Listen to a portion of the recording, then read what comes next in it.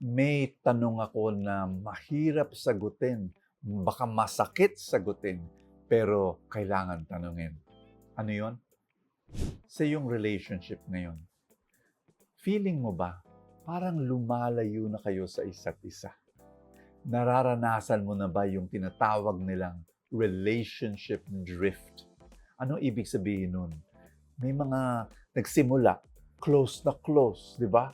Yung mag-asawa, yung mag-boyfriend, girlfriend, yung magkakaibigan, talagang connected na connected. Pero as the weeks went by, the months went by, the years went by, ala, paggising mo na lang sa isang umaga, nabigla ka na lang, parang ang layo-layo na natin. Anong nangyari? Relationship drift. Yun ang pag-uusapan natin ngayon. Bakit ba nangyayari yun? At pag-uusapan natin, how to prevent, paano hindi mangyari yun sa ating buhay. Makinig ka. Very important ang mensahe na ito.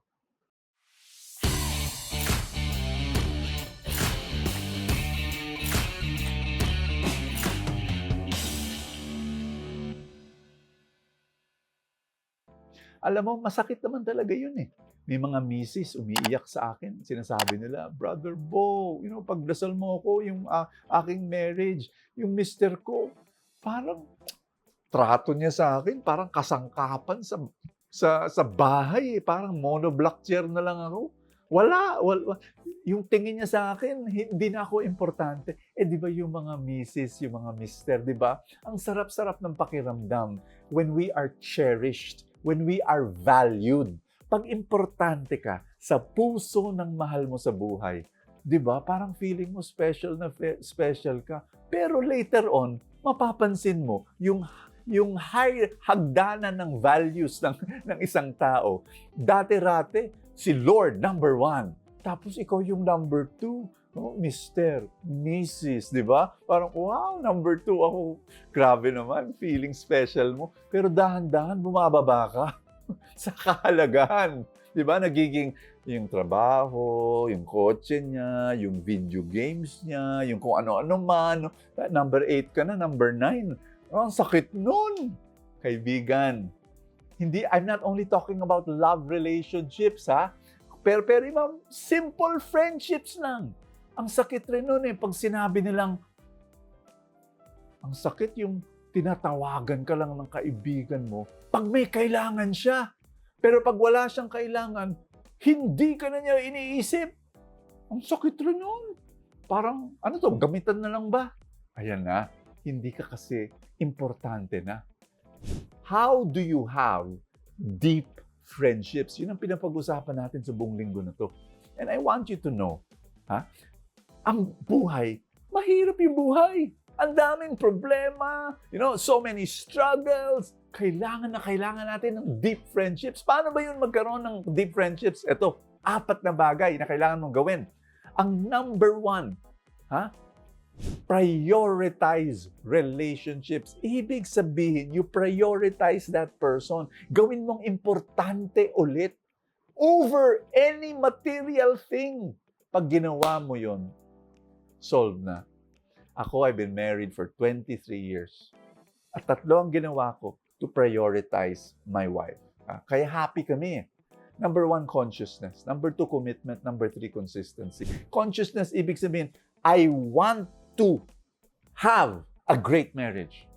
Conscious yan. Dinadasal ko yan araw-araw. I want to have. So may goal. Number 2, commitment. I'm committed to that goal. Importante yung commitment. Hindi pwedeng, sige, baka mangyari. Hindi, committed ka. Number 3, kailangan consistent. Kaya for 23 years, linggo-linggo, meron kaming date.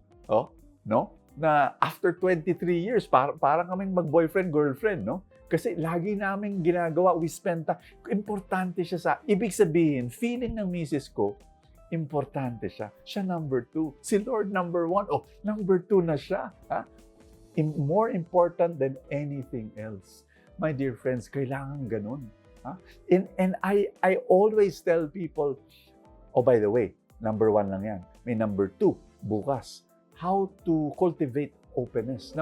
Tapos yung susunod na araw, how to express affection. And tapos sa Friday, how to create space na importante rin sa relationship. Naku, exciting to. Exciting pag-usapan. Ang gospel ngayon, paboritong verse ng maraming tao.